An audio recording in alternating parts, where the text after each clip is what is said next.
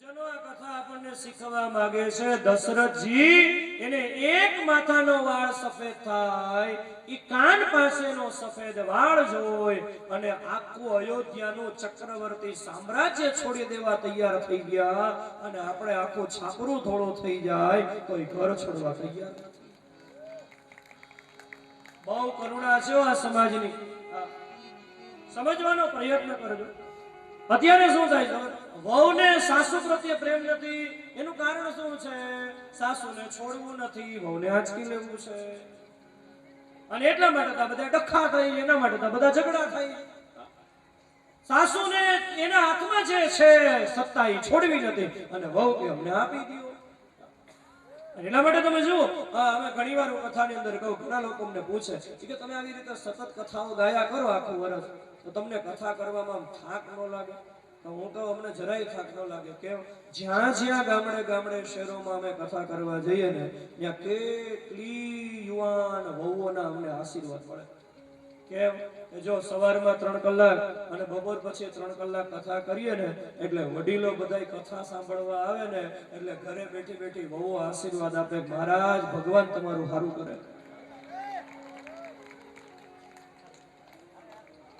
પછી જેવા વડીલો ઘરે જાય ને, સાસુ ઘરે જાય એટલે બહુ પહેલો પ્રશ્ન કરે, બસ આવી ગયા, કથા પૂરી? કારણ કે એની સ્વતંત્રતા જોખમાઈ જાય.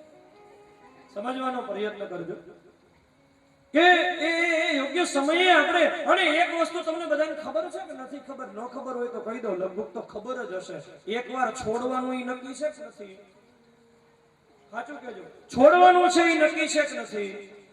કોઈ એમ બાહેંધરી પૂર્વક કહી શકે કે મારે કોઈ દી આ છોડવાનું નથી? એમ નહીં. બધાય બાહેંધરી પૂર્વક કહી શકે કે આ એક વખત આ બધું છોડવાનું છે.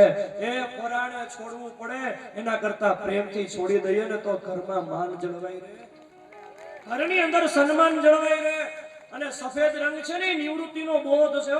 બે પક્ષે યુદ્ધ ચાલતું હોય ને એક પક્ષ સફેદ વાવટા ફરકાવે ને એટલે હામા પક્ષે સમજી લેવાનું કે હવે આને યુદ્ધ કરવું નથી, કારણ કે સફેદ રંગે નિવૃત્તિનો બોધ છે. તમે જમવા બેસો ને, જમતા જમતા લાડવા ખવાય, ભજીયા ખવાય, ચટણી ખવાય, શાક ખવાય, પણ બધુંય ખાતા ખાતા લેર કરતા કરતા ખાતા ખાતા સફેદ ભાત આવી જાય ને એટલે સમજી લેવાનું હવે લાડવા નહીં આવે, હવે હાથ ધોઈને ઊભા થવાનું છે. એમ જીવનની થાળીમાં એક વખત સફેદ ભાત, સફેદ વાળ રૂપી ભાત પીરસાઈ જાય એટલે સમજી લેવાનું હવે લાડવાની આશા નથી રાખવાની, હવે હાથ ધોઈને ઊભા થવાનો સમય આવી ચૂક્યો છે. પણ ઘણાય ટ્રક એવા હોય, ખોટું લગાડતા નહીં, ટ્રક હોય ને ટ્રક, એ ઘણાય ટ્રક એવા હોય કે એની લાઈટો હાવ બંધ થઈ ગઈ હોય, એ દિવસે ચાલતા હોય, રાત્રે ચાલે નહીં કારણ કે એની લાઈટો બધી બગડી ગઈ હોય, ટાયર હાવ ટક્કો થઈ ગયા હોય, સ્ટીરિંગ એવું થઈ ગયું કે આમ સ્ટીરિંગ કરે તો ટાયર આમ ભાગે, આમ સ્ટીરિંગ કરે તો આ ટાયર આમ ભાગે. એવા ટ્રક ખડખડ ખડખડ ખડખડ હાલ્યા જ કરે, હાલ્યા જ કરે. પણ એક વખત એ ટ્રકનો હાઈવે ઉપર એક્સિડન્ટ થઈ જાય ને પછી ઓલા ગેરેજ વાળા કે હવે આ રિપેર નહીં થાય, આને ભંગારમાં જાવ હતું. સમજાય છે? એમ ઘણા લોકો એવા હોય, અંગમ ગલિતમ પલિતમ મુન્નમ દસન વિહીનમ જાતમ તુન્નમ વૃદ્ધો યાતિ ગૃહિતવા દંડમ તદપિન મુંચતિ આશા પિંડમ. શંકરાચાર્ય ભગવાન લખે છે અંગ ગળી ગયું હોય, માથાના વાળ સફેદ થઈ ગયા હોય, મોઢું દાંત વગરનું બોખું થઈ ગયું હોય, લાકડીના ટેકા વગર હાલી ન શકતા હોય, છતાંય આવી સ્થિતિમાં પણ આ જીવને આશા છોડતી નથી. આ આશાનું એવું છે કે માણસ છે ને 25 વર્ષનો થાય ને એટલે 25 વર્ષની ઉંમરે એના હૃદયમાં આશાબાઈનો જન્મ થાય. એટલે માણસ 25 વર્ષનો હોય ત્યારે આશાબાઈ જન્મે એટલે માણસ 50 વર્ષનો થાય એટલે આશાબાઈ કેવડી થાય? 25 વર્ષે આશાબાઈનો જન્મ થયો એટલે માણસ 50 વર્ષનો થાય ને એટલે આશાબાઈ 25 વર્ષની થાય, ઈ ઘરડો થાય ને આશા યુવાન થાય. અને પછી શું થાય? બધું ગરમ ગરમ ખાવાનું મન થાય. એક દાદા હોટલમાં ગયા અને વેઇટરને કે તારી હોટલમાં જે ગરમમાં ગરમ વસ્તુ હોય ને ઈ જલ્દી લેતો આવો. એટલે વેઇટરને કીધું ને ગરમમાં ગરમ હોય લઈ આવ. તે વેઇટર છે ને ડીશમાં કોલસા લઈ આવ્યો કે આ ગરમમાં ગરમ આ છે, અને ભેગો એક કેરોસીનનો ગ્લાસ રાખ્યો, વધારે ગરમ કરવું હોય તો આ નાખતા જાય. એવી સ્થિતિ હે. ભગવાને કેવું આપણું આ માનવ શરીર બનાવ્યું. તમે જુઓ તો ખરા, એ બાળકનો જન્મ થાય ત્યારે એને દાંત હોય નહીં. પછી માણસ 90 વર્ષની ઉંમરે મરે ત્યારે એને દાંત હોય નહીં. શું કામ? ભાઈ ભગવાન દાંત પેલા જન્મ વખતે આપે નહીં. શું કામ ન આપે? કારણ કે ભગવાનને ખબર છે આ નાનું બાળક છે, આની હોજરી એકદમ કોમળ છે, આ જેને તે ખાશે ને તો આની કોમળ હોજરી પચાવી નહીં શકે ને, એટલે આ બીમાર પડશે, એટલે ભગવાન દાંત આપે નહીં. જે વસ્તુ પ્રવાહી હોય એ જ ખાઈ શકાય, એટલે શું હોજરી પચાવી શકે, અને બરાબર હોજરી પુષ્ટ થાય, બરાબર હોજરી કઠોર બને, અને જે વસ્તુ ખાવી પચાવવા લાયક બને એટલે ભગવાન દાંત આપી દે. પછી જે ખાવી પચે, જે ખાવી પચે, જે ખાવી પચે. પછી અમુક ઉંમર થાય એટલે ભગવાન દાંત પાડી નાખે. એ દાંત હુકામ પાડી નાખતા હશે? એને એવું તો કઈ ન હોય કે નાથા બાપાને દાંત પાડી નાખો તો જ ભૂરા બાપાને ફીટ થશે, એવું તો હોય નહીં. અને છતાંય દાંત શું કામ પાડી નાખતા હશે? રેવા દેતા હોય તો વાંધો શું આવતો હશે? ભગવાન અમુક ઉંમરે દાંત પાડી નાખે. શું કામ ખબર? ભગવાનને ખબર છે કે આની હોજરી છે ને, ભજીયા ખાઈ ખાઈને સંકોચાઈ ગઈ છે, અને હવે જો હું આની હોજરી અને દાંત રેવા દઈશ ને તો જેમ તે ખાશે ને તો આ બીમાર પડશે, એટલે ભગવાન દાંત પાડી નાખે. પણ એ દાંત પાડી નાખે એટલે આપણે ચોકઠા ફિટ કરાવવાના. દાદાએ ચોકઠું ફિટ કરાવ્યું ને, કોકે પૂછ્યું કે દાદા કેમ ચોકઠું ફિટ કરાવ્યો? તો કે ભાઈ પાપડ હરખા નહોતા ખવાતા. બોલો, જે માણસ કે પાપડ ખાઈ ખાઈને શરીર પાપડ જેવું થઈ ગયું છે અને હજી આને પાપડ ખાવા. વાસના એવી બળવાન છે, એવી પ્રબળ છે. શંકરાચાર્ય મહારાજ કે અંગમ ગલિતમ પલિતમ મુંડમ દસન વિહીનમ જાતમ તુંડમ વૃદ્ધો યાતિ ગૃહીત્વા દંડમ તદપિન મુંચતિ આશા પિંડમ ભજ ગોવિંદમ ગોવિંદમ ભજ મૂઢમતે પ્રાપ્તે સન્નિહિતે મરણે નહીં રક્ષતિ દૃક્વી કરણે. તારું મૃત્યુ નજીક આવી ગયું છે, હવે કોઈ તને બચાવવા વાળું નથી, હવે ભગવાનનું ભજન કર. આત્મદેવને ખબર પડી ગઈ કે હવે મારે ભજવા સિવાય બીજો વિકલ્પ નથી. અને નહીતર શું થાય? આ આત્મદેવ જેવી સ્થિતિ થાય. ઘણી વખત છે ને માણસ સામેથી ઘર ન છોડે ને તો પછી અસ્તિત્વ શું કરે? અસ્તિત્વ એને પરાણે પરિસ્થિતિ એવી ઊભી કરીને એને ઘર છોડાવી દે. આત્મદેવે ઘર છોડી દીધું. 10મ સ્કંદનો પાઠ કરીને ભાગવતી મુક્તિને પામી ગયા. ગોકર્ણ યાત્રામાં ધુંધુકારીએ ધુંધુલીને બહુ સંકટ દીધું, એટલે ધુંધુલી આત્મહત્યા કરી મરી ગઈ. ધુંધુકારી એકલો પડ્યો એટલે ઓલી ગણિકાઓને ઘરે લઈ આવ્યો. એ ગણિકાઓને રાજી કરવા માટે ધુંધુકારી રાજાના ખજાનામાં ચોરી કરે છે. ગણિકાએ વિચાર કર્યો ધુંધુકારી ચોર થઈ ગયો છે, અને જો હવે આ ધુંધુકારી એને ચોરી કરી છે એ વાતની ખબર રાજાને પડશે તો રાજા આપણને તો મારશે, સાથે સાથે ધુંધુકારીને તો મારશે પણ આપણને સજા કરશે. એક કામ કરીએ, આપણે ધુંધુકારીને મારી નાખીએ. સ્વાર્થી ગણિકાઓએ રાત્રે સુતેલા ધુંધુકારીને ગળે દોરડું બાંધી અને ધુંધુકારીને મારી નાખવાનો પ્રયત્ન કર્યો. અને વ્યભિચારી માણસ છે ને એ અંત સમયે બહુ દુઃખી થાય. ધુંધુકારી અત્યંત વ્યભિચારી હતો. ધુંધુકારી એના પ્રાણ જતા નથી. ભાગવતજીમાં લખ્યું તપ્તાંગાર સમૂહંશ. ગણિકાઓએ ચૂલામાંથી ધગધગતા અંગારા લઈ અને ધુંધુકારીના મોઢામાં નાખ્યા. ધુંધુકારીના પ્રાણ ગયા. ગણિકાઓ ધન લઈ અને જતી રહી. હવે ગોકર્ણ મહારાજ યાત્રા કરતા કરતા પોતાના ગામમાં આવ્યા. રાત્રિનો સમય હતો. ધુંધુકારીએ ગોકર્ણ મહારાજને પ્રેત સ્વરૂપમાં દર્શન દીધા. ગોકર્ણે ધુંધુકારીને કહ્યું, અરે ભાઈ તું પ્રેત થયો છો, તને હજી પિતૃલોકમાં પ્રવેશ નથી મળ્યો? ના. અરે ગોકર્ણ કે તારા માટે થઈને મેં ગયાજીમાં શ્રાદ્ધ કર્યું છે અને છતાંય તને પ્રેતપણાની મુક્તિ નથી થઈ તારી? જ્યારે ધુંધુકારી કે ભાઈ તે તો ગયામાં એક શ્રાદ્ધ કર્યો છે ને. ધુંધુકારી કે હું એટલો પાપી છું, ગયા શ્રાદ્ધ 17 નાતીર મુક્તિર મેને ભવિષ્યતી. એક નહીં, ગયાજીમાં જઈને તું 100 શ્રાદ્ધ કરને તોય મારો મોક્ષ ન થાય, આટલા મેં પાપ કર્યા છે. ગોકર્ણે ધુંધુકારીને કહ્યું, અત્યારે તું શાંત થા, તારી મુક્તિ માટે થઈને અવશ્ય હું કંઈક સાધન કરીશ. બીજા દિવસે ગોકર્ણ મહારાજે સૂર્યનારાયણની ગતિને અટકાવી. તુભ્યમ નમો જગત સાક્ષિન બ્રુહી મે મુક્તિ હેતુકમ તશ્રુત્વા દુરતઃ સૂર્ય સ્ફુટમિત્યભ્યભાષતા. ગોકર્ણ મહારાજે સૂર્યનારાયણને પૂછ્યું, મહારાજ જે મનુષ્યની 100 ગયા શ્રાદ્ધથી મુક્તિ ન થાય એની મુક્તિ કઈ રીતે થાય? સૂર્યનારાયણે કહ્યું શ્રીમદ ભાગવતાન મુક્તિ સપ્તાહ વાંચનમ કરું. 100 ગયા શ્રાદ્ધથી પણ જે પ્રેતનો મોક્ષ ન થાય એ પ્રેતનો મોક્ષ શ્રીમદ ભાગવતની સપ્તાહ વાંચન કરવાથી થાય. ગોકર્ણ મહારાજને ખબર પડી. પોતાના ગામના સમુદાયને લઈ પોતાના ગામની નદીના કિનારે એક વિરાટ વાંસનું જંગલ હતું. આ વાંસના જંગલમાં કુદરતી છાંયો હતો.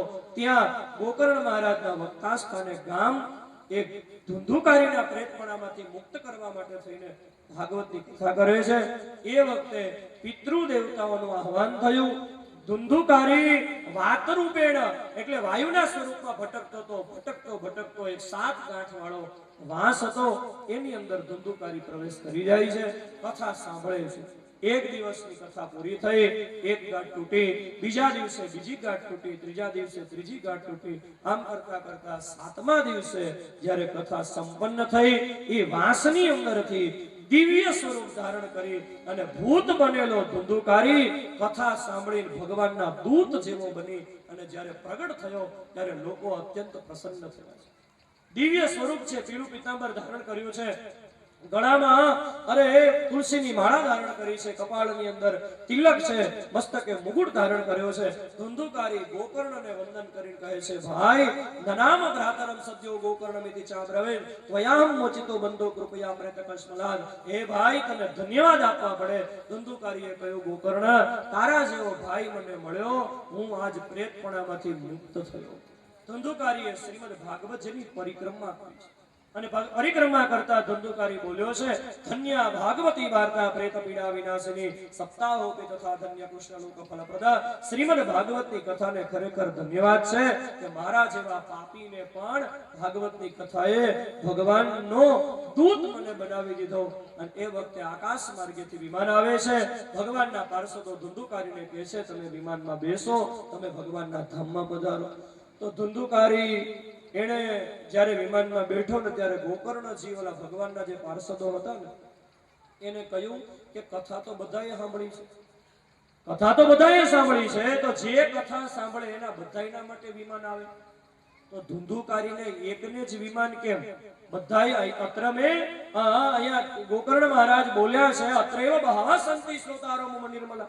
અહીંયા તો ઘણા બધા નિર્મળ શ્રોતાઓ બેઠા છે. તો ધુંધુકારીના એકના માટે જ વિમાન કેમ? અમને કેમ વિમાન નહીં? ભગવાનના પાર્ષદોએ કહ્યું, કથા સાંભળે ને એના બધાયના માટે વિમાન આવે. આપણે બોલાવવું છે તો આપણા માટે આવે. છેલ્લે દિવસે વિમાન જો બોલાવવું હોય તો આપણે બોલાવીએ. કોઈને જવું હોય તો અમારે તો નથી જવું, કારણ કે હજી ઘણા મુહૂર્ત આપેલા છે કથાના. તમારે કોઈ જવું હોય તો યાદી બનાવજો. કોઈ વિમાનમાં બેસીને જવું હોય તો એક જગ્યાએ આવી રીતે મહારાજે જાહેરાત કરી ને, કોઈને વિમાનમાં બેસીને જવું હોય તો છેલ્લે દિવસે વિમાન આવશે અને ભગવાનના ધામમાં જવાનું મળશે. કોઈને જવું હોય તો નામ લખાવજો. આવી જાહેરાત કરીને કે સભામાંથી મહારાજની પાસે એક લિસ્ટ આવ્યું ને, યાદીમાં એક જ નામ હતું અને એ મહારાજનું હતું. સભામાંથી કોકે લખાવી દીધું. બહુ વિમાનની વાત કરો છો ને, તમારે જવું હોય એમાં સભામાંથી કોકે લખાવી દીધું. ઘણી જગ્યાએ આવી રીતે વિમાનની વાત કરીએ ને, સાસુઓ બે બાજુ બેઠા હોય તો વહુ સાસુ કે મમ્મી તમારે નામ લખાવી દેવું છે વિમાનમાં જવું હોય તો. એવું હોય કે કથા સાંભળે એટલે આકાશ માર્ગેથી કરતું વિમાન આવે, પછી એમાં બધા બે જવાનું, પછી આમ વિમાન ઉપડે અને પછી એક વૈકુંઠ નામનો લોક આવે ત્યાં જવાનું. એવું નથી હો. વિમાન એટલે શું ખબર છે? વિમાન એટલે જીવની એવી અવસ્થા છે.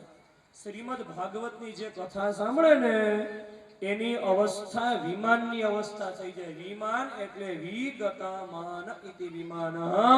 એની સ્થિતિ કેવી થઈ જાય? માન અને અપમાનના પ્રપંચથી છૂટી જાય. ગંગા સતી એમ કહ્યું, માન રે મૂકીને તમે આવો રે મેદાનમાં. ઈ સ્થિતિ માન અને અપમાનના પ્રપંચથી છૂટી જવું એ જ ભાગવતની કથાનું ફળ છે. કથા સાંભળે એને આ સ્થિતિ, એ અવસ્થા પ્રાપ્ત થઈ જાય. અને વૈકુંઠ એટલે શું? વૈકુંઠ એટલે કઈ એવો લોકની વાત નથી. ભાગવતની કથા સાંભળે ને વૈકુંઠ મળી જાય. વૈકુંઠ એટલે શું?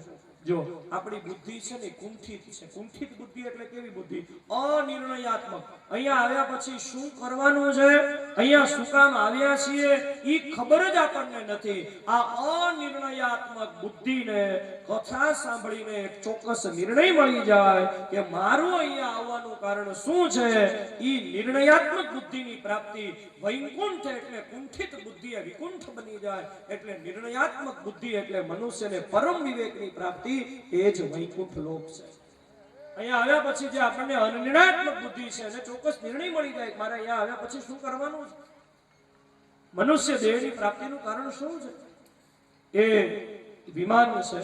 અને એ વખતે ભગવાનના પાર્ષદોએ ગોકર્ણને કહ્યું ધુંધુકારીના યજ્ઞ માટે જ વિમાન એટલા માટે છે કે ધુંધુકારીને છૂટવા માટેની જે વ્યાકુળતા હતી, કારણ કે ધુંધુકારી પ્રેત હતો અને પ્રેતપણામાંથી એને મુક્ત થવું હતું, એટલે ધુંધુકારીની પ્રેતપણામાંથી મુક્ત થવાની જે વ્યાકુળતા હતી એવી વ્યાકુળતા બધામાં નહોતી. કથા સાંભળવા માત્રથી વિમાન ના આવે, પણ કથા સાંભળ્યા પછી મનુષ્યની અંદર વ્યાકુળતા હોવી જોઈએ કે ગમે તે રીતે આમાંથી મુક્ત થવું છે. ધુંધુકારીને મુક્તિ મળી અને પછી તો ગોકર્ણ મહારાજે બીજી વખત પોતાના આખાઈ ગામના સમુદાયને ભાગવતની કથા સંભળાવી અને ભાગવતની કથા દ્વારા આખા ગામને ગોકર્ણ મહારાજે પરમ મુક્તિ પ્રદાન કરી છે. સજ્જનો જુઓ, આ કથા એક એ બતાવવા માંગે છે કે ગોકર્ણ જેવો દીકરો એક ગામની અંદર જેનો જન્મ થયો ને, ત્યાં ગોકર્ણ જેવા જ્ઞાની એક જ પુત્રે આખા ગામને વૈકુંઠ અપાવી દીધું. એક જ વ્યક્તિ કુટુંબમાં એવી હોય ને કે એ વ્યક્તિના પ્રતાપે આખા કુટુંબનો ઉદ્ધાર થઈ જાય. ઘણા લોકો એવા હોય, ચંદનનું ઝાડ હોય ને, એ ચંદનનું ઝાડ ઈ જ્યારે જંગલમાં ઉગે ને ત્યારે ઈ શું કરે ખબર છે, એની સુગંધથી બાજુમાં લીમડો હોય, બાવળ હોય, પીપળો હોય ને, ઈ ચંદન પોતાની સુગંધથી બધાય ઝાડવાને સુખડ બનાવી દે. એમ એક જ વ્યક્તિ એવી હોય કે જે વ્યક્તિના પ્રતાપે આખા કુટુંબનો ઉદ્ધાર થઈ જાય. આ ધુંધુકારીનું આખ્યાન કોઈ સાવધાનીપૂર્વક સાંભળશે તો એમના પિતૃઓની મોક્ષ ગતિ થશે, એવું એનું અહીંયા ફળાદેશ બતાવ્યો છે. ત્યાર પછી ભાગવતજીના મહાત્મ્યનો 6થો અધ્યાય કે જેની અંદર એક શ્રોતાઓના મનની અંદર જે પ્રશ્ન ઉભા થાય, યજમાનોના મનની અંદર કે આ કથા કરતી વખતે યજમાનના મનમાં જે પ્રશ્ન ઉદ્ભવે ને એના બધાના જવાબ અહીંયા આપે છે. એમાં પહેલો પ્રશ્ન તો ભાગવત કથા કરનાર યજમાનના મનમાં પહેલો પ્રશ્ન એ થાય કે ભાગવતની કથામાં ખર્ચ કેટલો થાય. અહીંયા ભાગવતજીના મહાત્મ્યમાં એનો જવાબ આપ્યો છે, વિવાહે યાદ્રસમ વિત્તમ તાદ્રસમ પરિકલ્પયેદ. ઘરે ભાગવતની કથા કરો તો ખર્ચ કેટલો થાય, તો કે દીકરા દીકરીના લગ્ન પ્રસંગમાં જેટલો ખર્ચ થાય ને એટલો ખર્ચ ભાગવતની કથામાં થાય. એટલે એનો અર્થ એ છે કે આપણે ત્યાં દીકરા દીકરીના લગ્ન પ્રસંગમાં આપણે કેવા ઉત્સાહથી પૈસા વાપરીએ ને, દીકરા દીકરીના લગ્ન પ્રસંગમાં કેવો ઉમંગ હોય, એવો ઉમંગ ભાગવત કથા કરનાર યજમાને રાખવો, એટલે શક્તિ પ્રમાણે ખર્ચ થાય. બીજું, ભાગવતની કથા ક્યારે થાય, તો અહીંયા મહિનાઓ બતાવ્યા છે કે આમ તો ભાગવતની કથા છે ને એ ગમે ત્યારે થાય. ભાગવતની કથા છે સત્સંગના હેતુથી તો ગમે ત્યારે થાય, પણ પિતૃ મોક્ષાર્થે જે લોકોએ કથા કરવી હોય એવા લોકોએ આટલા મહિના પસંદ કરવા. નભસ્ય આશ્વિનોર્જોર્ચ માર્ગશીર્ષ સુચિર્નભઃ એતે માસા કથારંભે શ્રોતૃણામ મોક્ષ સૂચકા. નભસ્ય એટલે ભાદરવો, આશ્વિન એટલે આસો, ઉર્જ એટલે કારતક, માર્ગશીર્ષ એટલે માગસર, શુચિ એટલે અષાઢ અને નભ એટલે શ્રાવણ. આટલા મહિનાઓમાં પિતૃ મોક્ષાર્થે ભાગવતની કથા કરવી. તો એનો અર્થ એવો ન કરશો કે બીજા મહિનાઓમાં કથા કરીએ તો પિતૃઓનો મોક્ષ ન થાય. બાકી સકામ કર્મ માટે આટલા મહિનાઓ પસંદ કરવા એવું લખ્યું છે. બીજો એક પ્રશ્ન એ થાય કે ભાગવતની કથા એમાં નિમંત્રણ કોને આપવું, તો અહીંયા બહુ સરસ જવાબ આપ્યો છે કે ભાગવતની કથામાં ખાસ કેવા લોકોને નિમંત્રણ આપવું. સગા સંબંધીઓને તો બોલાવા, પણ યજમાનોએ ભાગવતની કથામાં વિરક્ત સંતો, વૈષ્ણવો, મહાપુરુષો, ભગવદીઓ જેને કથા સાંભળવી ગમતી હોય એવા રસિકોને કથામાં ખાસ નિમંત્રણ આપવું. કારણ કે 5 ભગવદીઓ બેઠા હોય ને કથામાં, હજારો લોકો બેઠા હોય, એમાંથી 5 વિરક્ત લોકો આવીને, સાધક કક્ષાના લોકો આવીને કથામાં બેસી ગયા હોય ને, તો કથા કહેવાનો વક્તાને પણ આનંદ આવે અને એનાથી શ્રોતાઓને પણ કથામાં આનંદ વધે. કારણ કે કીર્તન કરવા જેને ગમતા હોય, ભાવુક શ્રોતાઓ હોય તો શું થાય, કથાની અંદર કીર્તન થાય તો કીર્તનનો આનંદ વધે. એટલા માટે એવા લોકોને ખાસ બોલાવવા. બીજો પ્રશ્ન એ થાય, ભાગવતની કથા ક્યાં કરવી? અહીંયા એક શ્લોકમાં સ્થાન બતાવ્યું છે, તીર્થે વાપી વને વાપી ગૃહે વા શ્રવણમ મતા વિશાલા વસુધા યત્ર કર્તવ્યમ તત્કથા સ્થલમ. બની શકે તો તીર્થમાં કથા કરવી, એ ન બને તો વનમાં કથા કરવી, એ ન બને તો દેવ મંદિરે કથા કરવી, એ ન બને તો ઘરના આંગણે કથા કરવી, અને એ ન બને તો વિશાલા વસુધા યત્ર કર્તવ્યમ તત્કથા સ્થલમ. જે જગ્યાએ લોકોનો સમુદાય વ્યવસ્થિત બેસી શકે એવું કોઈ પણ પવિત્ર સ્થાન હોય ત્યાં ભાગવતની કથા થઈ શકે. કથા કરતા પહેલા યજમાનોએ કથા મંડપનું સુંદર વાતાવરણ નિર્માણ કરવું. આ કથા મંડપને લેપન, માર્જન, મંડન, શોધન વગેરે દ્વારા કથા મંડપને પવિત્ર કરવો અને પછી ધજા પતાકાઓથી કથા મંડપને સુંદર શણગારવો. યજમાનોએ કથા મંડપનું વાતાવરણ બિલકુલ સાત્વિક વાતાવરણ બનાવવું. જો અહીંયા કથા મંડપ છે, કેટલો સુંદર છે, કેટલો સાત્વિક મંડપ છે કે અહીંયા બેસીને, અહીંયા આવીને બેસીએ ને ત્યાં જ આપણને પરમ શાંતિનો અનુભવ થાય. નહીતર ઘણી વખત વધારે પડતું સુશોભન હોય ને તો કથામાં મંડપ સાત્વિક ન લાગે, આપણને કથાની અંદર આમ રાજસતા દેખાય, અને કથાની અંદર આપણને આમ જેને કહેવાય ને એક પ્રકારનો વૈભવ દેખાવા મળે. એ રાજસિક વસ્તુ બહુ સારી નથી, વાતાવરણ સાત્વિક હોવું જોઈએ. બીજું, કથાની અંદર છે ને ફળ, પુષ્પ વગેરેથી કથા મંડપને સુંદર શણગારવો. એક ખાસ પ્રશ્ન એ થાય, અહીંયા એ પણ બતાવ્યું છે, વક્તુ સ્થાપિત દિવ્ય આસનમ પરિકલ્પયે. ભાગવતનો જે વક્તા છે, ભાગવતનો જે કથા કહેનારો વક્તા છે, એના માટે એક સુંદર મજાના દિવ્ય આસનની પરિકલ્પના કરવી. વક્તા જો ઉત્તર મુખે બેસે તો શ્રોતાઓએ દક્ષિણાભિમુખ બેસવું, અને વક્તા જો પૂર્વ મુખે બેસે તો શ્રોતાઓએ પશ્ચિમાભિમુખ બેસી અને ભાગવતની કથા સાંભળવી. હવે ખાસ એક પ્રશ્ન આવ્યો છે કે ભાગવતની કથાનો વક્તા કેવો હોવો જોઈએ? સજ્જનો, રીંગણા લેવા જઈએ ને, રીંગણા 25 રૂપિયાના કિલો, હાવ સસ્તા હોય ને, 25 રૂપિયાના કિલો રીંગણા લેવા જાય ને તોય આપણે ધ્યાન રાખીએ છીએ ખડી ગયેલું રીંગણું આવી જાય નહીં. તો જે ભાગવતની કથામાં લાખો રૂપિયાનો ખર્ચો કરવો હોય એમાં વક્તા તો યોગ્ય પસંદ કરવા જોઈએ ને. તો વક્તાના લક્ષણો કેવા હોવા જોઈએ? અહીંયા બતાવ્યો છે, વિરક્તો, વૈષ્ણવો, વિપ્રો, વેદ શાસ્ત્ર વિશુદ્ધિકૃત, દ્રષ્ટાંત કુશલો ધીરો, વક્તા કાર્યો તે નિસ્પૃહ. ભાગવતની કથાના વક્તાના આટલા લક્ષણો છે. એક તો એ વિરક્ત હોવો જોઈએ. વિરક્ત એટલે સાધુના અર્થમાં નથી, જેની અંદરથી રક્ત નીકળી ગયું હોય, જેની અંદરથી સંસાર આસક્તિ છૂટતી હોય એવા સાધક કક્ષાનો વક્તા હોવો જોઈએ. બીજું, વૈષ્ણવ હોવો જોઈએ. વૈષ્ણવ એટલે પુષ્ટિ માર્ગી એવા અર્થની અંદર નથી. વૈષ્ણવ એટલે વિષ્ણુ ભગવાનના કોઈ પણ સ્વરૂપની સેવા કરતો હોવો જોઈએ. કારણ વિષ્ણુ ભગવાનના સ્વરૂપોની આ કથા છે, તો વિષ્ણુ ભગવાનના સ્વરૂપો પ્રત્યે શ્રદ્ધા ધરાવનારો વક્તા હોય તો પ્રેમથી કથા કરે એટલા માટે થઈને. બીજું, ત્રીજું લક્ષણ બતાવ્યું છે, વ્યાસપીઠેથી ઉપદેશ આપનારો વિપ્ર એટલે બ્રાહ્મણ હોવો જોઈએ, અને ઈ પણ પાછો વિપ્ર હોવો જોઈએ.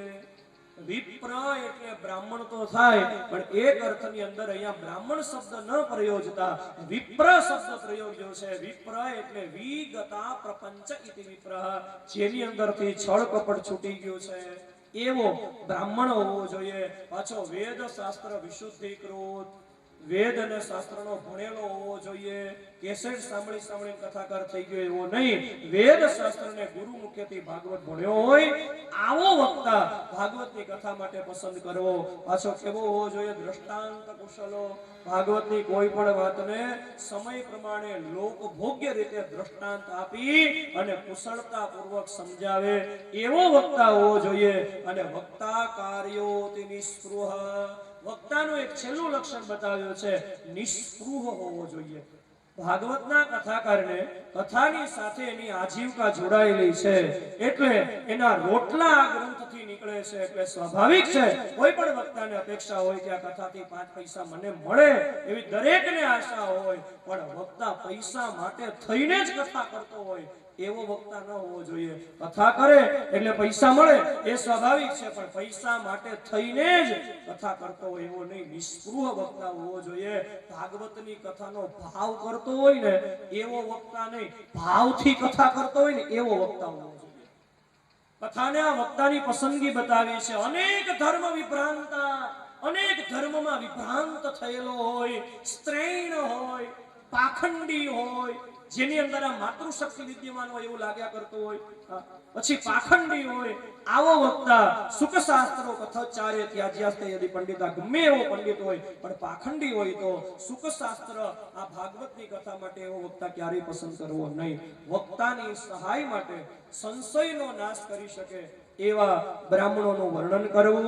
પછી ભાગવતના નિયમો અહીંયા બતાવ્યા છે. વક્ત્રાક્ષોરમ પ્રકરણત્ય દિનાદ વાગ વ્રતાપ્તયે, વક્તાએ ભાગવતની કથા કહેતા પહેલા આગલી સાંજે જ વક્તા તરીકેનું વ્રત લઈ લેવું. ભાગવતના વક્તાએ કે યજમાને કથા શરૂ થયા પછી ક્ષૌર કર્મ એટલે હજામત કરાવી શકાય નહીં. વક્તાએ પણ નિયમપૂર્વક રહેવું જોઈએ, શ્રોતાએ પણ નિયમપૂર્વક રહેવું જોઈએ. પછી કથાના આરંભની અંદર પેલા વેલા તો નિત્યમ સંક્ષેપક કૃત્વા સંધ્યા દ્વંસ પ્રયત્ન. વક્તાએ જે કઈ સંધ્યા વંદના ઉપાસના કરતો હોય ને એ કથા હોય ને તો એ દરમિયાન એને જલ્દીથી એ નિપટાવી લેવું, કારણ કે સમયસર વ્યાસપીઠે પહોંચવાનું હોય. યજમાનોએ પણ જે કાંઈ પોતાનો નિત્યક્રમ હોય એ પ્રાતઃમાં વહેલો નિત્યક્રમ કરી લેવાનો, કારણ કે સમયસર કથા સાંભળવા બેસવાનું હોય. બીજું, કથાના આરંભમાં પેલા વેલા તો પ્રાયશ્ચિતમ સમાચારે પેલા પ્રાયશ્ચિત કરવું, જેને આપણે હેમાદ્રી કહીએ, જેને આપણે દેહ શુદ્ધિ કહીએ. અને ત્યાર પછી કથામાં વિઘ્ન ન આવે એ માટે નિત્ય ગણપતિ દાદાની પૂજા કરવી. સ્થાપનની અંદર શ્રી કૃષ્ણને ઉદ્દેશીને બતાવેલા વેદના મંત્રો દ્વારા ભગવાન શ્રી કૃષ્ણની પૂજા કરવી. પછી નિત્ય પિતૃ સંતર્પ્ય, પિતૃઓનું તર્પણ નિત્ય કરવું. પછી કથાની અંદર સ્થાપનની અંદર પણ મંડલમ ચ પ્રકર્તવ્યમ, સર્વોત ભદ્ર મંડળ વગેરે કરી અને સુંદર મજાના સ્થાપન બનાવવા. અને પછી એ પૂજા જે થઈ જાય ત્યારબાદ નિત્ય યજમાનોએ શ્રીમદ ભાગવતની પૂજા કરવી. ભાગવતની પૂજા કરતી વખતે યજમાનોએ ભાગવતજીની પ્રદક્ષિણા કરવી, નમસ્કાર કરવા, અને છેલ્લે ભાગવતજીની સ્તુતિ કરતી વખતે એવું કહેવું કે સંસાર સાગરે મગ્નમ દીનમ મમ કરુણામ નિધે કર્મ મોહ ગૃહિતાંગમ તામ મામ ઉદ્ધર ભવાર્ણવાદ. હે પ્રભુ, સંસાર સાગરમાંથી ઉગરવા માટે આ દીન તમારા શરણે આવ્યો છે. આ કર્મના બંધનોમાંથી મુક્ત કરી અને સંસાર સાગરમાંથી આ જીવનો ઉદ્ધાર કરો. આવી ભાગવતજીને નિત્ય પ્રાર્થના કરવી. પછી ભાગવતની અંદર કેટલો સમય કથા ગાવી એનો સમય પણ આપ્યો છે. આ સૂર્યોદયાદ આરભ્ય, સૂર્ય ઉગે ને ત્યાંથી કથા વાંચવાની શરૂઆત કરી દેવી. સાર્ધ ત્રિપ્રહરાંતકમ, 3 પહોર સુધી કથા વાંચી. પછી વાચનીય કથા સમ્યક ધીરકંઠમ સુધીનતા, 3 પ્રહર સુધી આવી રીતે કથા કરવી. અને પછી કથા વિરામ કર્તવ્યો મધ્યાને ઘટિકા દ્વયમ, 2 ઘડી કથામાં વિરામ લઈ લેવો. બપોરના સમયે ફલાહાર વગેરે કરવા માટે તો 2 ઘડી વિરામ, એટલે 2 ઘડી એટલે કેટલી મિનિટ થાય? 2.5 ઘડીની કલાક થાય, એટલે 24 મિનિટની 1 ઘડી થાય, એટલે 48 મિનિટ આરામ કરી અને પછી તરત જ કથા સાંભળવા અને વાંચવા બેસી જવી. છેક સૂર્યાસ્ત થાય ત્યાં સુધી કથા વાંચવી, એવો સમય અહીંયા આપ્યો છે. અત્યારે આ એકય સમય લાગુ પડે નહીં, કારણ કે સમય બદલાતો જાય એમ થોડા લોકાચાર પ્રમાણે ફેરફાર કરવા જોઈએ. કારણ કે અત્યારે તો 9 વાગે કથા શરૂ કરીએ તો 11 વાગે લોકો આવે કથા મંડપની અંદર, બરાબર. પછી એક પ્રશ્ન ખાસ થાય કે યજમાનોએ ઉપવાસ કરવા કે એકટાણા કરવા? એનો જવાબ અહીંયા યજમાનો સાંભળજો. આ 59 પોથીના જે યજમાનો છે ને એ બધાને મુખ્ય યજમાન બની શકે ને તો યજમાનોએ 7 દિવસ સુધી માત્ર જળનો આહાર કરીને જ કથા સાંભળવી. ખાલી પાણી પીને 7 દિવસ સુધી રહેવાનું. હવે એ તો સંભવ જ નથી ને. 7 દિવસ સુધી ખાલી જળનો આહાર કરીને કઈ રીતે રહેવું? તો વ્યાસજી કે ચિંતા ન કરતા, એ જો ન બને તો પયોપાનમ, તો પછી 7 દિવસ સુધી દૂધનો આહાર જ લેવાનો, દૂધ પીને કથા સાંભળવાની. દૂધ પીને 7 દિવસ સુધી રહેવાનું. એ થોડું ટાણે 3-3 લીટર નહીં, પ્રમાણસર દૂધ પી અને કથા સાંભળવી.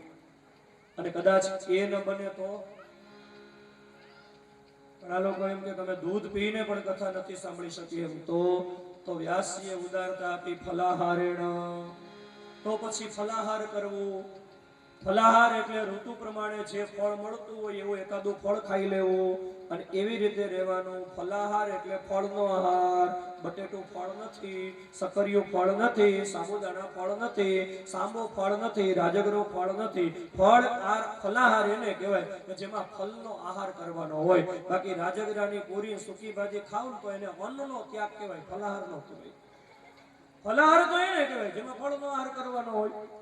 હવે ઘણા લોકો એવા હોય કે ફળનો આહાર કરીને કે અમે 7 દિવસ સુધી ફ્રૂટ ઉપર ન રહી શકીએ તો વ્યાસજીએ ઉદારતા આપી એકમ ભુક્તે નવામુના. તો પછી એકટાણા કરવા.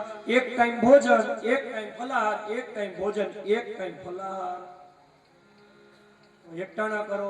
અને ઈ ન બને તો વ્યાસજીએ બહુ સરસ કહ્યું છે સુખ સાધ્યમ ભવેદ્યત્તુ કર્તવ્યમ શ્રવણાત તથા ભોજનમ તુ બ્રહ્મણ્ય કથા શ્રવણ કારક. યજમાનો કદાચ એકટાણા કરવા શક્તિમાન ન હોય તો 2 ટાઈમ પ્રેમથી જમીને પણ કથા સાંભળી શકાય. 2 ટાઈમ ભોજન કરવામાં પણ દોષ નથી. આ વ્યાસજીની ઉદારતા છે. ગમે એ રીતે કથા તો સાંભળો તો જીવનું કલ્યાણ થશે. હવે ભોજન કરવાની છૂટ છે. શું કામ ખબર છે? ભાગવતજીમાં લખ્યું છે નોપવાસમ વરમ પ્રોક્ત કથા વિઘ્ન કરો યદિ. ઉપવાસનો એટલો બધો આગ્રહ ન રાખો કે કથા સાંભળતા સાંભળતા ઉપવાસનો આગ્રહ રાખી અને બીમાર પડીએ અને દવાખાને જવું પડે ને ડોક્ટર એમ કે એક દિવસ આખો દિવસ અહીં રોકાવું પડશે, તમને બાટલા ચડાવવા પડશે, તો આખો દિવસ કથા ન સાંભળી ગઈ ને તો એના કરતા તો 2 ટાઈમ પ્રેમથી જમીને પણ કથા સાંભળો ને. પણ વ્યાસજીએ એક શરત મૂકી છે યજમાનો માટે, ખાસ સાંભળજો. 2 શરત છે. એક તો જમવું ને તો એવી રીતે જમવું કે પેટ યાદ ન આવે. બહુ જમીએ ને તોય પેટ યાદ આવ્યા કરે અને ઓછું જમીએ ને તોય પેટ યાદ આવ્યા કરે. એટલે પ્રમાણસર ભોજન કરવું. અને બીજી શરત યજમાનોએ અને વક્તાએ 7 દિવસ સુધી એવો જ આહાર લેવો કે જે પદાર્થને તમે ઠાકોરજીને થાળમાં ધરાવી શકો.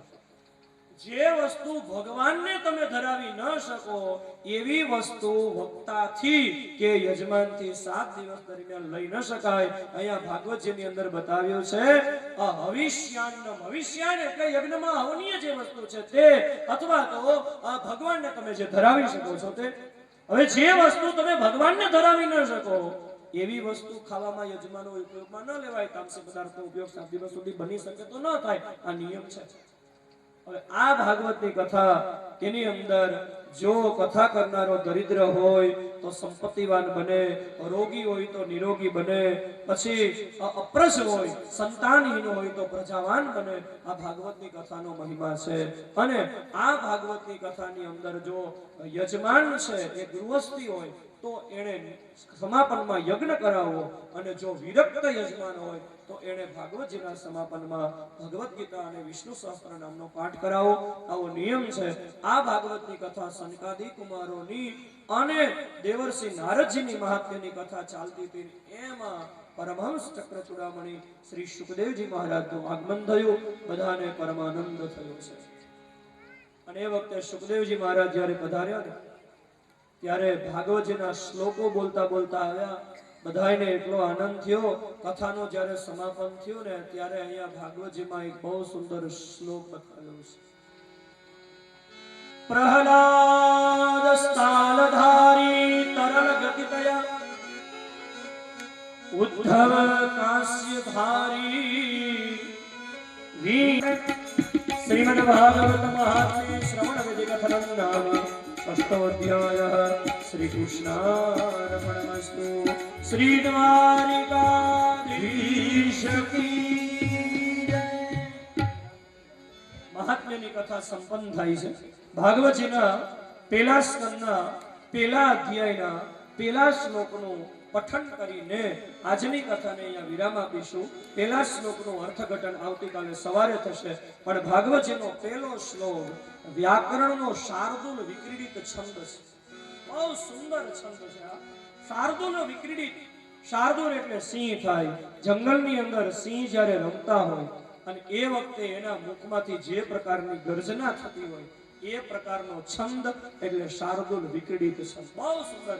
પેલો જ છંદ શાર્દુલ વિકડિત છે. એટલા માટે શાર્દુલ વિકડિત છંદ એટલા માટે ઉપયોગ કર્યો છે જેમ સિંહની ગર્જના થાય અને શિયાળિયાઓ ભાગી જાય ને એમ ભાગવતની કથાના શ્લોકોની ગર્જના થાય અને શ્રોતાઓના હૃદયમાં રહેલા દુર્ગુણ રૂપી શિયાળિયાઓ ભાગી જાય.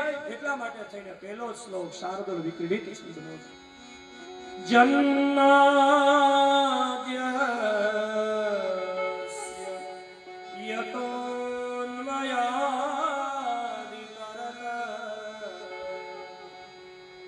ચારથે સ્વિઘ્નઃ સ્વરા તેને બ્રહ્મ મરુદાયાદિ કવયે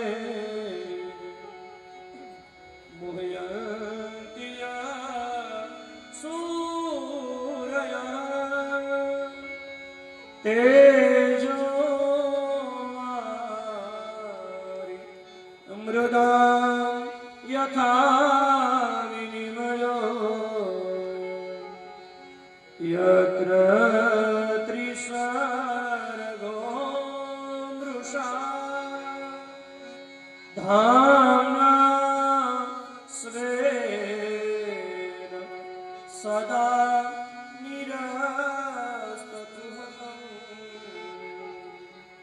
સત્યં પરમ ધીમહિ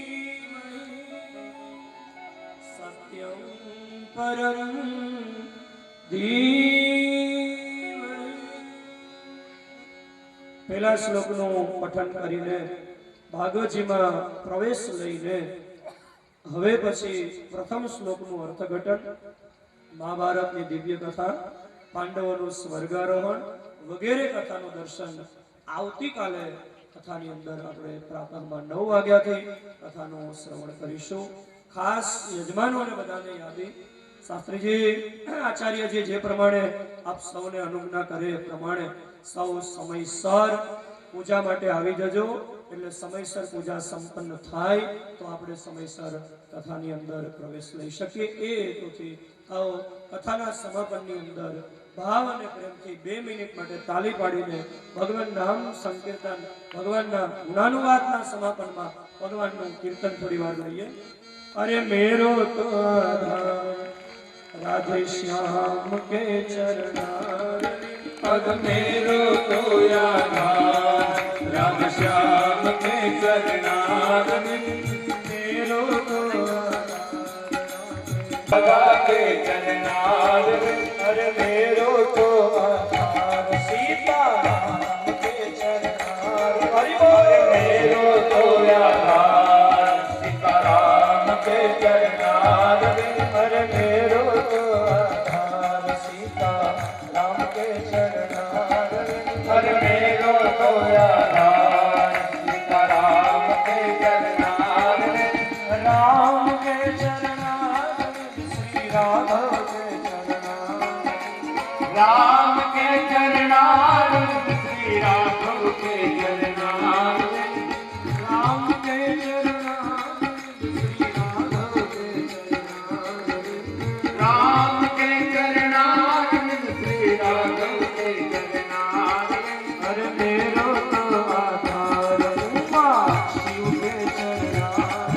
अरे मेरो तो आधार उमा चरणार श्री उमा के चरणार शिव के चरणार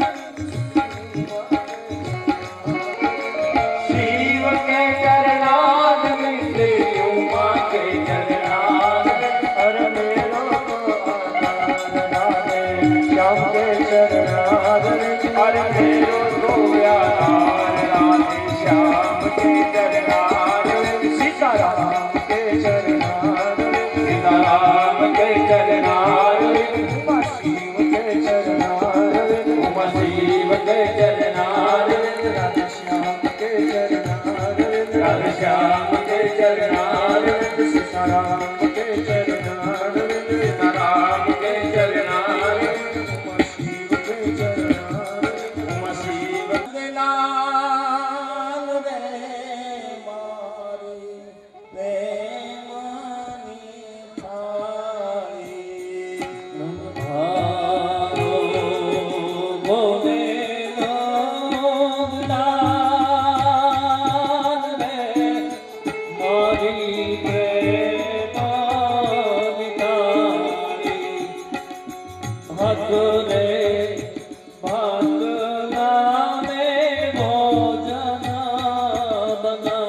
પૂજાવાળા આવી જાઓ પોથી પૂજાવાળા પોતપોતાની જગ્યાએ આવી જાઓ કૌસ્તુભામ નાશાગ્રે વરિમૌતિકમ કરતલે વેણુ કરે કંકણમ શર્વાંગે હરિચંદનામ સુલલિતામ કંઠે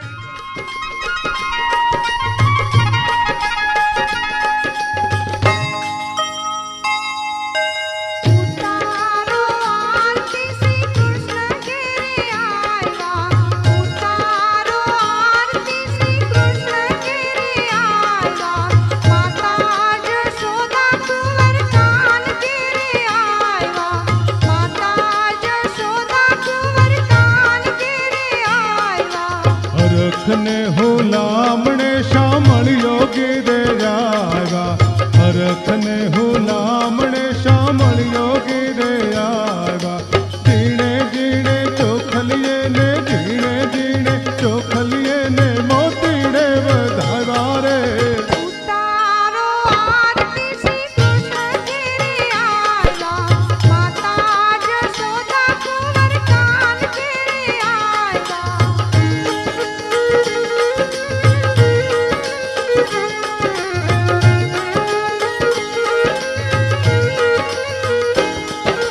ગાઈને ધનવંતો કીધો વેટ ધરીને શરણે લીધો ગાઈને ધનવંતો કીધો વેગ ધરીને શરણે લીધો જલમાં નારી તો રંગ પરણા જય જયકાર બોલાવો રે ઉતારો આરતી શ્રી કૃષ્ણ ઘેરે આવ્યા માતા જશોદા કુંવર કાન ઘેરે આવ્યા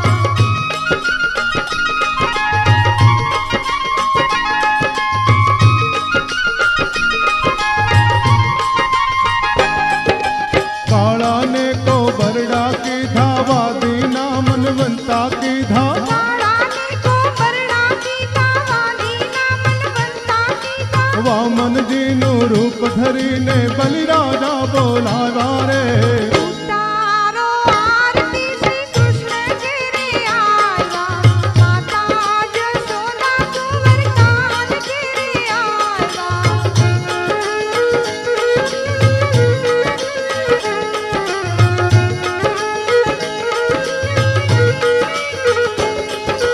નરસિંહ રૂપે નોર વધાર્યા હરણાકસને હાથે માર્યો નરસિંહ રૂપે નોર વધાર્યા હરણાકસને હાથે માર્યો સુધનવા પોતાનો જાણી અગ્નિથી ઉગાર્યો રે ઉતારો આરતી શ્રી કૃષ્ણ ઘેરે આવ્યા માતા જશોદા કુંવર કાન ઘેરે આવ્યા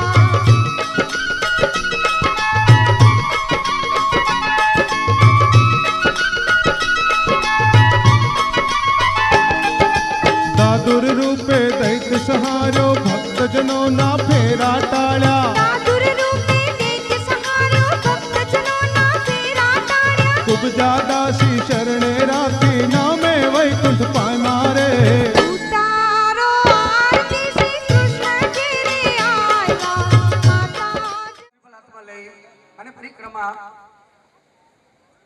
પ્રદક્ષિણા માટે ઓમ નમો ભગવતે વાસુદેવાય ઓમ નમો ભગવતે વાસુદેવાય ઓમ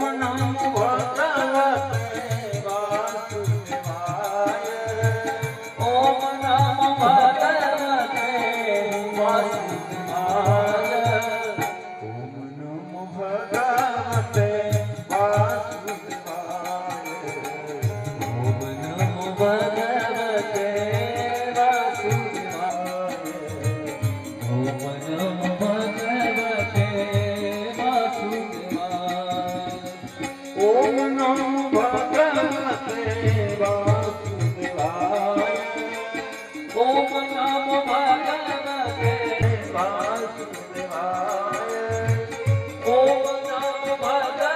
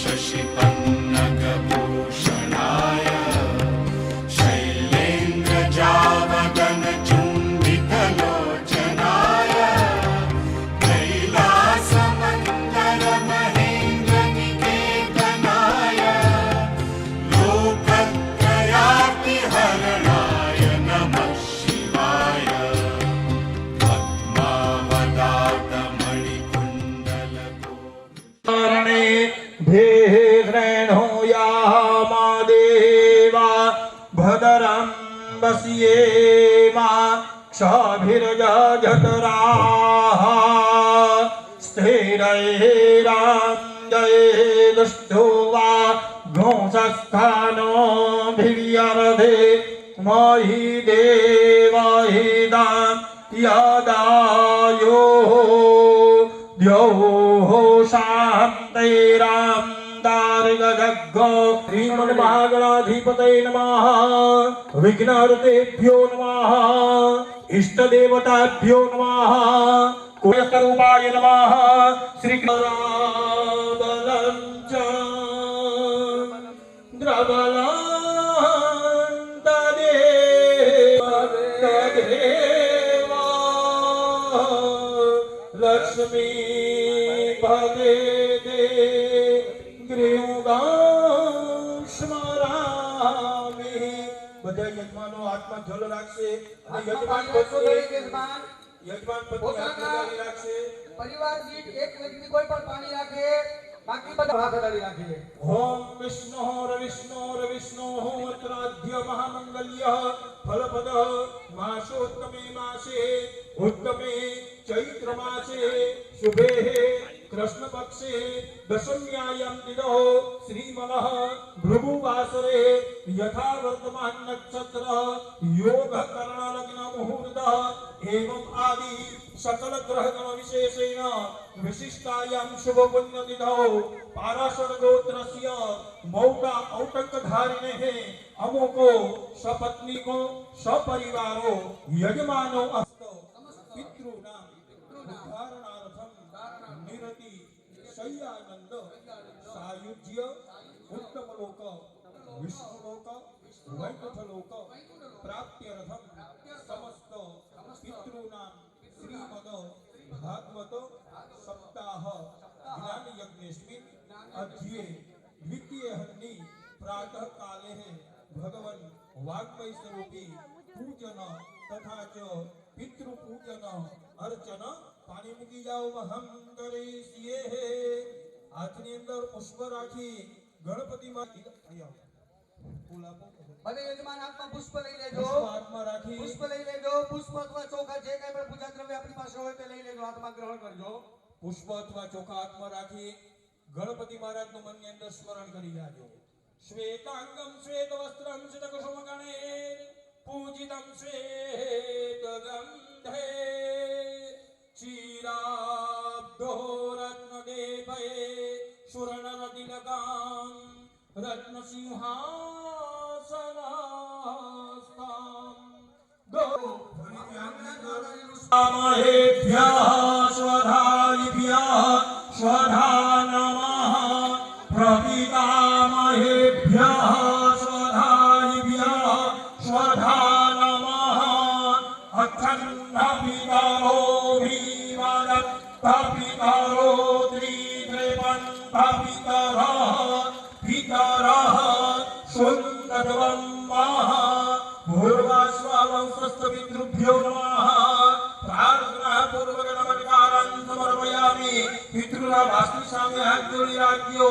अनादिनिधिनो देव शंख चक्र गदाधर अक्षय पुण्डरीकाक्ष पितृमोक्ष प्रदो हसति पुष्पशङ्काशं पीतवासा समुच्यतं हेमनस्यन्ति गोविन्दं न तेषां विद्याभयं कृष्ण कृष्ण कृपारत्नम् अगतिर्नां गतिर्मम संसारमगमनानां प्रसीद पुरुषोत्तम भूर्वास्वावं सप्तपितृभ्यो नमः. सकलोपचारार्थे यामि. પોતીના યજમાનો વાંસને કાંડો ચોખા કરી લેવાનું, નાળચંદો ચોખા કરી લેવાની.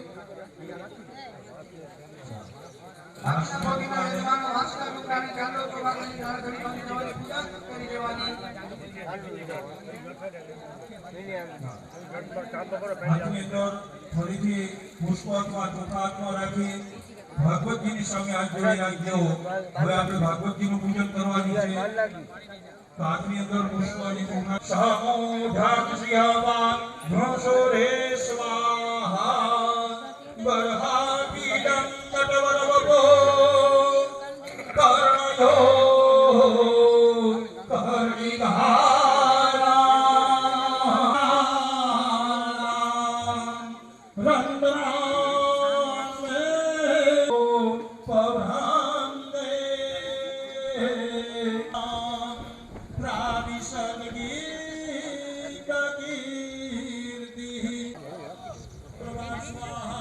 श्रीमद्भागवत पुराण पुष्टि पुरुषोत्तमाय वाङ्मय स्वरूपाय नमः. पुष्प ચોખા છે ભાગવતજી ઉપર ચડાવી જાઓ. ત્યાર પછી ભાગવતને ચંદનનો ચાંદલો કરી ભાગવતની પૂજા કરી લો. ચંદન ચોખાથી પૂજા કરો. ચંદન ચોખા પુષ્પ કસ્તૂરી તિલકમ લલાટપટલે વક્ષસ્થલે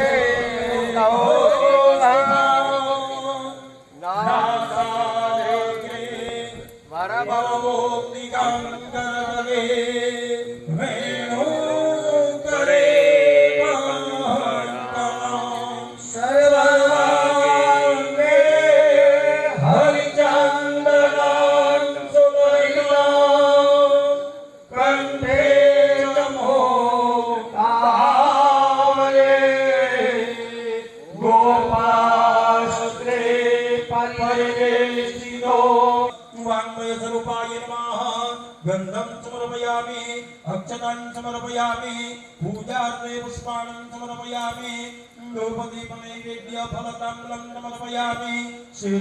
स्तुते सवेशाल बुद्धे प्रज्वालितो ज्ञानमय प्रदेव येन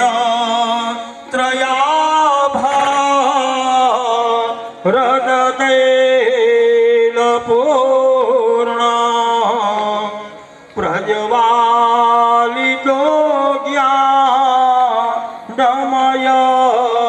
प्रदेव व्यासाय विष्णुरूपाय व्यासरूपाय विष्णवे नमो वै ब्रह्मनिधये वासिष्ठाय नमो नमः.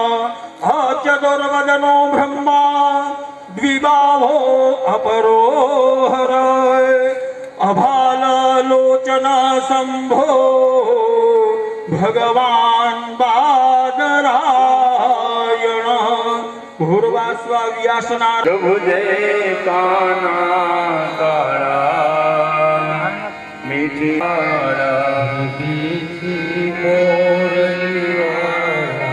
गोपीना प्यारा ओम जय काना काळा कामण गारा कान कामण दोकी धार कामण दोकी माखन चोरी मोहन माखन चोरी मोहन चोरी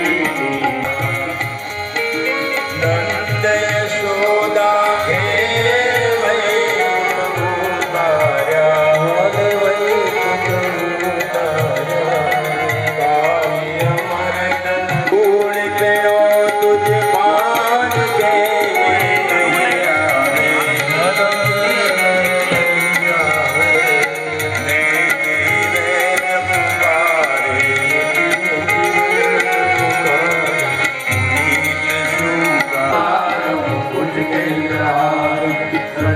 वसंतम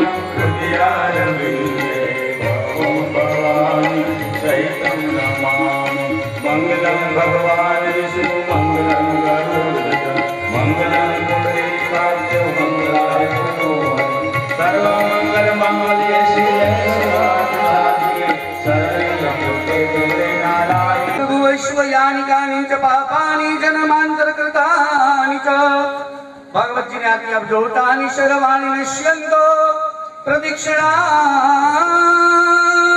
पदे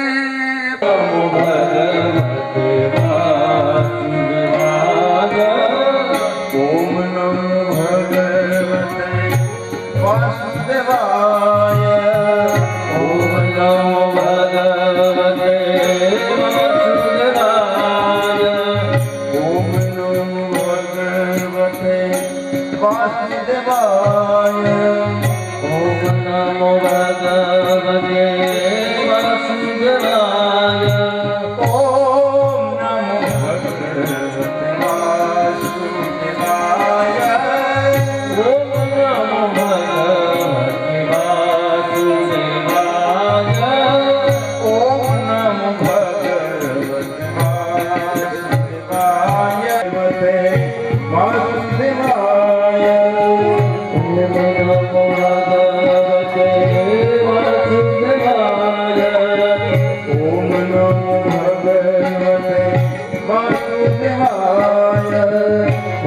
नमो भगवते वासुदेवाय ओम नमो भगवते वासुदेवाय वासुदेवाय ओम नमो भगवते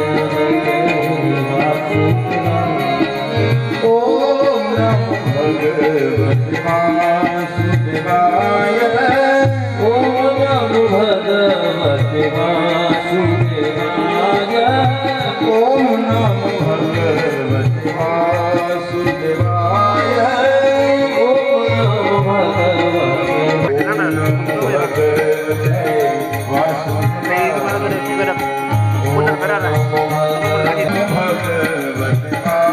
वासुदेवाय ओम नमो भगवते वासुदेवाय ओम नमो भगवते वासुदेवाय ओम नमो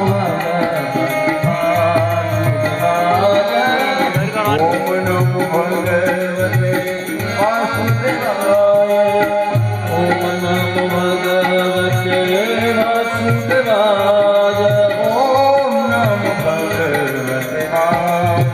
સૌને જય શ્રી કૃષ્ણ આપ આપનો આસન ગ્રહણ કરો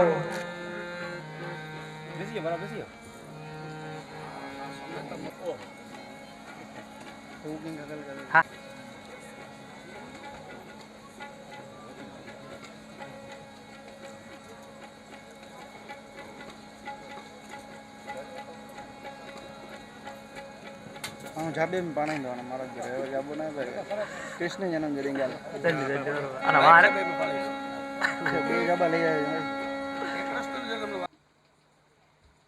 ભગવાન સચ્ચિદાનંદ આનંદ ઘન સ્વરૂપ અકારણ કરુણા વરુણાલય ભક્ત વાંછા કલ્પતરુ यशोदोत संगलाली पुष्टि पुरुषोत्तम श्री बालकृष्ण लालना चरणों में कोटि कोटि दंडवत प्रणाम। भगवान श्री कृष्ण नो शब्दमय देह वांगमय स्वरूप श्रीमद् भागवत जी ना चरणों में वंदन।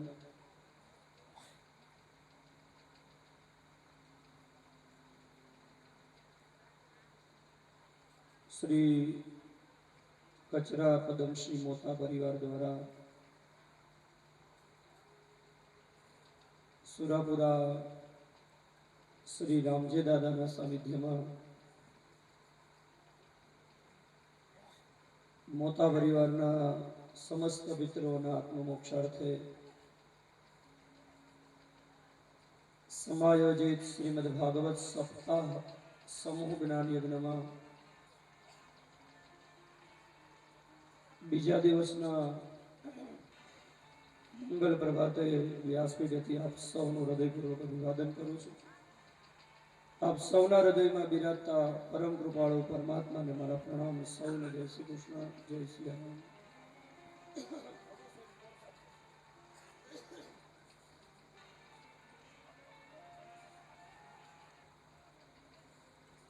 શ્રીમદ ભાગવતજી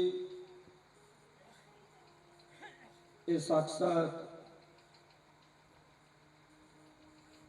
ભગવાન શ્રી કૃષ્ણનું વાંગમય સ્વરૂપ છે.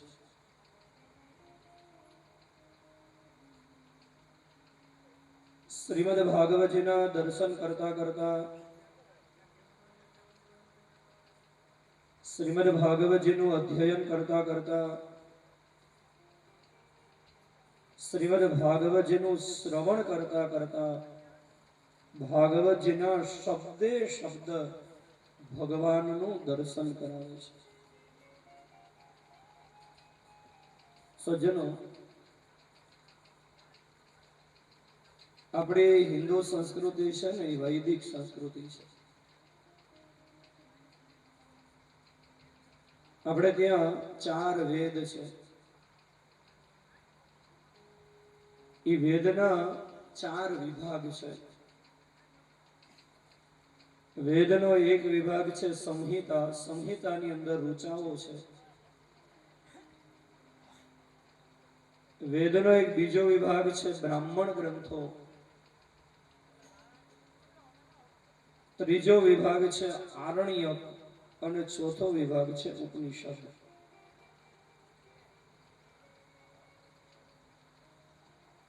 હવે વેદ એમ કે છે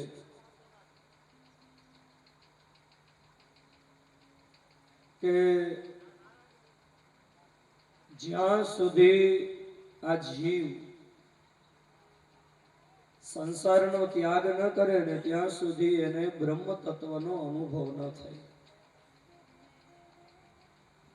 કારણ કે વેદ છે ને એ જ્ઞાન માર્ગી છે. વેદની અંદર જ્ઞાનનો મહિમા છે. અને વેદ અને ઉપનિષદ એમ કહે છે કે બંગલામાં પડ્યા પડ્યા બ્રહ્મ સત્ય જગત મિથ્યાની વાતો કરવાથી ઈશ્વર ન મળે. વેદ એમ કહે છે ભગવાનને પ્રાપ્ત કરવા માટે સંસારનો ત્યાગ કરવો પડે. તો હવે જ્યાં સુધી સંસારનો ત્યાગ ન થાય ત્યાં સુધી ભગવાન ન મળે. કારણ કે ઉપનિષદ એમ કહે છે ન કર્મણા ન પ્રજયા ન ધનેન ત્યાગેન એકેન કેવલમ અમૃતત્વમ માનસું. જ્યાં સુધી સંસારનો ત્યાગ ન થાય ત્યાં સુધી ઈશ્વરની અનુભૂતિ ન થાય. તો વ્યાસજીના મનમાં વિચારે આવ્યો, સંસારની વ્યક્તિને સંસારનો ત્યાગ કરવો, કળિયુગના માણસને એમ કેવું કે સંસારનો ત્યાગ કરવો એ કહેવું કઠણ છે, સાંભળવું કઠણ છે અને જીવનમાં ઉતારવું કઠણ છે. સંસારના માણસને સંસારનો ત્યાગ કરવાનું કેવું એ તો બહુ મોટી આશ્ચર્યની વાત કહેવાય. કારણ કે સંસારનો માણસ પાન, બીડી, તમાકુ અને ચાનો ત્યાગ નથી કરી શકતો, તો એ શું સંસારનો ત્યાગ કરવાનો છે? તો વ્યાસજીના મનમાં વિચાર એ આવ્યો કે સંસારનો ત્યાગ ન કરવો અને સંસારમાં રહીને ભગવાનનું ભજન કરતા કરતા ભગવાન મળે. વ્યાસજીને છે ને કળિયુગના લોકોની બહુ ચિંતા હતી.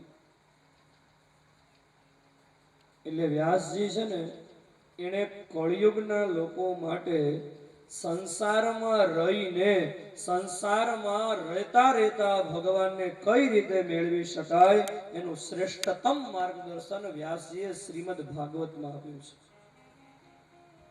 અને એટલા માટે તમે જુઓ ભાગવતજીની અનેક કથાઓમાં ભગવાનના જેટલા જેટલા અવતારો થયા ને એ બધા જ અવતારો વ્યાસજીએ ગૃહસ્થીને ત્યાં કરાવ્યા છે. ભગવાન પરાત પર બ્રહ્મ રામનું પ્રાગટ્ય થયું. દશરથજી અને કૌશલ્યા સંસાર છોડીને નતા રહેતા, એ સંસારમાં જ રહેતા હતા. કૃષ્ણનું પ્રાગટ્ય થયું તો વસુદેવ અને દેવકી સંસારી હતા, ગૃહસ્થી હતા. નંદ બાબા યશોદા મૈયા ગૃહસ્થી હતા. કપિલ ભગવાનનું પ્રાગટ્ય થયું તો કરદમ અને દેવહૂતિ ગૃહસ્થી હતા. વામનજીનું પ્રાગટ્ય થયું તો કશ્યપ અને અદિતિ ગૃહસ્થી હતા. આ બધાય ગૃહસ્થોનો ત્યાં ભગવાનનું પ્રાગટ્ય થયું, ભગવાનનો અવતાર થયો. ભાગવતમાં એક નવીન માર્ગદર્શન વ્યાસજી આપણા જેવા લોકો માટે આપ્યું છે કે અમે ઘર નથી છોડી શકતા, અમે સંસારનો ત્યાગ નથી કરી શકતા. આવા લોકોને ભાગવત શાસ્ત્ર એમ કહે છે નિરાશ થતા નહીં, સર્વ છોડી અને જંગલમાં જવાની જરૂર નથી. ઘણી વખત ઘર છોડશો ને તો સંસાર છોડ્યા પછી, જંગલમાં ગયા પછી પ્રવૃત્તિના વિચારો આવશે. ઘણી વખત ઘર છોડી દીધા પછી આશ્રમ બની જાય. ઘર તો 2 રૂમનું હોય, આશ્રમ 200 રૂમનો થઈ જાય. કારણ કે ઘરમાં રહેતા ઘર છોડી દીધું, પણ જંગલમાં ગયા પછી પ્રવૃત્તિના વિચારો આવ્યા કરે. તો વ્યાસજીએ શું કહ્યું? ઘર ન છોડો તો કઈ નહીં, પણ ઘરમાં રહેવું તો એવી રીતે રહેવું, ભગવદાર્પણ વૃત્તિથી રહેવું. હું મારા ઘરમાં નથી રહેતો, હું ભગવાનના ઘરમાં રહું છું. મારા ઘરના માલિક ભગવાન છે. હું આ ઘર ઠાકોરજીનું મંદિર છે. ઘરના જેટલા સભ્યો છે એ બધા જ ઠાકોરજીના સેવ્ય સ્વરૂપો છે, અને હું આ ઘરમાં ઠાકોરજીના મંદિરની સેવા કરવા માટે થઈને આવ્યો છું. આવા ભાવથી જો ઘરમાં રહેવામાં આવે તો ઘરમાં રહેતા રહેતા પણ ભગવત દર્શનની અનુભૂતિ થઈ શકે. જે લોકો ઘર ન છોડી શકતા હોય એને ચિંતા કરવા જેવું નથી. બ્રહ્મલીન ડોંગરેજી કથાની અંદર કહેતા, ઘરમાં રહેવું એ પાપ નથી, પણ ભગવાનને ભૂલીને ઘરમાં રહેવું એ પાપ છે. ખાવું એ પાપ નથી, ખાવું એ તો આપણી જરૂરિયાત છે, એ વાસ્તવિકતા છે, એ કુદરતી એક પ્રકૃતિ છે. ખાવું એ પાપ નથી, પણ ભગવાનને ભૂલીને ખાવું એ પાપ છે. સજ્જનો, ભાગવતજીના જેટલા ગોપીજનો હતા, આ બધા જ ગોપીજનો છે ને એ ક્યાંય સંસાર છોડીને નતા ગયા ને, અને છતાંય ગોપીઓના આંગણામાં ભગવાન 2 લોંદા માખણ માટે થઈને આખા જગતને નચાવનારા ભગવાન ઠુમક ઠુમક નાચતા હતા. તો ગોપીઓએ કઈ ઘર છોડ્યું નહોતું, અને છતાંય ગોપીના ઘરમાં ભગવાન નાચ્યા. એનું કારણ શું? ગોપીઓ ઘરમાં તો રહેતી હતી, પણ એની ચિત્તની વૃત્તિ ક્યાં હતી? અરે ગોપીઓ ખાલી ઘરમાં રહેતી હતી એમ નહીં, ભાગવતના ગોપીજનો તો દૂધ દહીંનો વેપાર કરતા હતા, અને મથુરામાં દહીં વેચવા માટે, મહી વેચવા માટે થઈને, દૂધ માખણ વેચવા માટે ગોપીઓ જતી. પણ ગોવિંદ દામોદર સ્તોત્રની અંદર ઋષિ મહાત્માઓએ ઉલ્લેખ કર્યો છે, વિક્રેતુ કામા કિલ ગોપ કન્યા મુરારી પાદાર્પિત ચિત્ત વૃત્તિ દધ્યાદિકં મોહવશાદવોચ ગોવિંદ દામોદર માધવેતિ. વિક્રેતુ કામા કિલ ગોપ કન્યા. ગોપીજનો દહીં દૂધનો વ્યાપાર કરવા માટે થઈને જતી, પણ શું થતું? એની ચિત્તની વૃત્તિ ક્યાં હતી? મુરારી પાદાર્પિત ચિત્ત વૃત્તિ. એની ચિત્તની વૃત્તિ ભગવાન મુરારી એટલે શ્રી કૃષ્ણના ચરણમાં લાગેલી હતી. એટલે ઘણી વખત ઘરનું કામ કરતા કરતા ગોપીજનો દહીં વેચતા વેચતા કોઈ માખણ લો, કોઈ માખણ લો, કોઈ માખણ લો એમ કેતા કેતા ભૂલી જતી અને બોલવા લાગતી, કોઈ માધવ લો, કોઈ માધવ લો, કોઈ માધવ લો. કારણ કે એ કામ કરતી હતી ઘરનું, પણ એની ચિત્તની વૃત્તિ ક્યાં હતી? એની ચિત્તની વૃત્તિ ભગવાનમાં લાગેલી હતી. તો સજ્જનો, મહત્વનું એ છે, શરીરથી તમે ક્યાં રહ્યો છો એ બહુ મહત્વનું નથી, તમારું મન ક્યાં છે એ મહત્વનું છે. હું ઘણીવાર કથાની અંદર કહું, ઘરમાં રહેવા છતાં પણ તમારું મન ભગવાનમાં લાગેલું હોય તો ઘરમાં રહેવા છતાં પણ તમે સંન્યાસી છો, અને જંગલમાં રહેવા છતાંય પણ મન જો સંસારમાં લાગેલું હોય તો આશ્રમમાં રહેવા છતાં એ સંસારી છે. કારણ કે મનનું જ ભગવાનને શરીરની જરૂર જ નથી. શરીરથી સંસારમાં રહેવાની ના નથી, તમારું મન ક્યાં છે?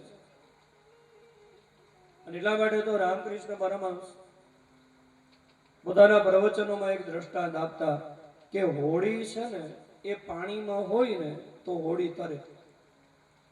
હોડી જો પાણીમાં હોય તો હોડી તરે, પણ હોડીમાં પાણી આવી જાય તો હોડી ડૂબે.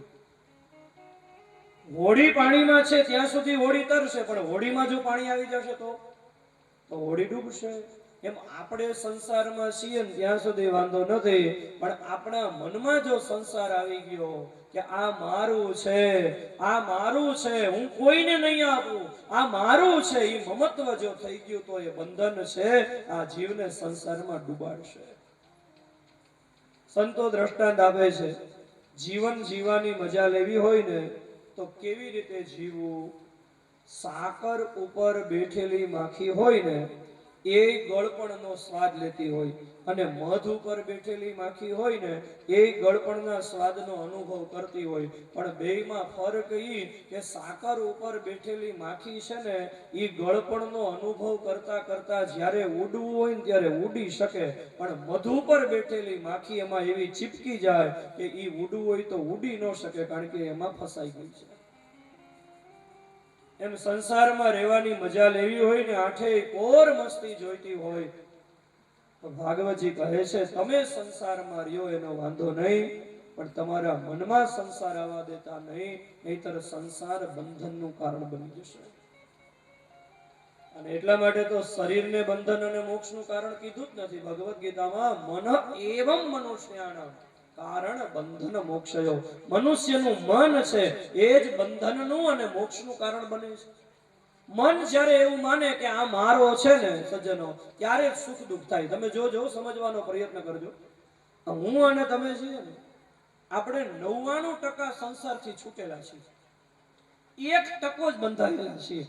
જો આટલી આ પૃથ્વીની વસ્તી છે, આટલો મોટો સંસાર છે, તો આપણું બંધન કેટલાની સાથે? આપણું બંધન તો આપણા પરિવારના સભ્યોની સાથે. તો વસ્તી તો અબજો લોકોની છે, વસ્તી તો અબજો લોકોની છે ને આપણું બંધન તો 5-6 જણાની સાથે છે. તો એનો અર્થ એ થયો ને 1% નહીં, 0.1% આપણે સંસારથી બંધાયેલા છે. કારણ કે આપણે તો અબજો માણસો છે, આવડો મોટો સંસાર છે, 4-5 વ્યક્તિ સાથે આપણું બંધન છે. આ સંસારમાં કેટલાય મકાન છે ને, કેટલાય બંગલા છે ને, પણ આપણે તો એક જ મકાન હારે બંધાયેલા છીએ ને, આ મારું છે. તો એનો અર્થ એ થયો કે આપણે 1% સંસારથી, 99% તો છૂટેલા જ છીએ. બંધાયેલા કેટલામાં છીએ? જેટલામાં મારાપણું છે ને એટલામાં જ. તમે જુઓ, સવારમાં છાપું હાથમાં લો અને જાપાનમાં ભૂકંપ આવ્યો અને ભૂકંપની અંદર હજારો માણસો મરી ગયા, આવા સમાચાર સાંભળો તો આપણને કઈ અસર થાય નહીં. પણ આપણા કોઈ કુટુંબની વ્યક્તિનું મૃત્યુ થાય તો આપણે રડીએ ને. શું કામ? કારણ કે એની સાથે મારાપણું હતું ને. ડોંગરેજી કથાની અંદર દ્રષ્ટાંત આપતા કે ઘરની અંદર તમે પોપટ પાળ્યો હોય અને પોપટ રોજ સવારમાં મીઠું મીઠું બોલતો હોય, એ પોપટને આપણે સરસ મજાના મરચાં ખવડાવતા હોઈએ, પોપટને આપણે સરસ મજાનો એનો જે કાંઈ ગમતું હોય વસ્તુ આપણે આપતા હોઈએ, એ પોપટ આપણને કેટલો વાલો હોય. પણ ઘરમાં બિલાડી આવી અને પોપટને લઈ જાય તો શું થાય? દુઃખ થાય ને કે પોપટ લઈ ગઈ બિલાડી. પણ એની એ બિલાડી ઘરમાં આવીને ઉંદર લઈ જાય તો દુઃખ થાય કે સુખ થાય? સાચું કહેજો. તો સુખ થાય. કેમ ભાઈ? પોપટ લઈ જાય તો દુઃખ થાય છે, ઉંદર લઈ જાય તો સુખ થાય છે. શું કામ? પોપટની સાથે મારાપણું હતું, ઉંદર સાથે મારાપણું નહોતું. જ્યાં મારાપણું છે ને, જ્યાં મનમાં સંસાર જેટલું મનમાં બેઠું છે ને, એટલી વસ્તુની સાથે જ આપણું બંધન છે.